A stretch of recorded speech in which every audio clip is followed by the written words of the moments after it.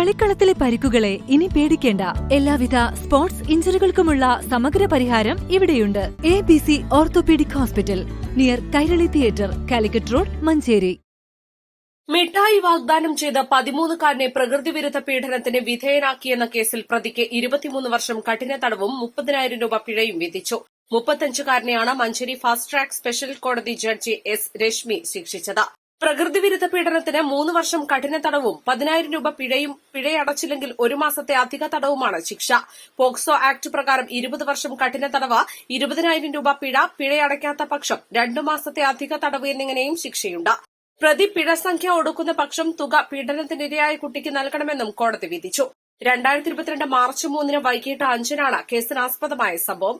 മിഠായി വാങ്ങിത്തരാമെന്ന് പറഞ്ഞ് പിതൃസഹോദര പുത്രനായ പ്രതി കുട്ടിയെ വീട്ടിൽ നിന്നും ബൈക്കിൽ കയറ്റിക്കൊണ്ടുപോയി പ്രതിയുടെ പണി നടന്നുകൊണ്ടിരിക്കുന്ന വീട്ടിൽ കൊണ്ടുപോയി പ്രകൃതിവിരുദ്ധ പീഡനത്തിനിരയാക്കുകയായിരുന്നു.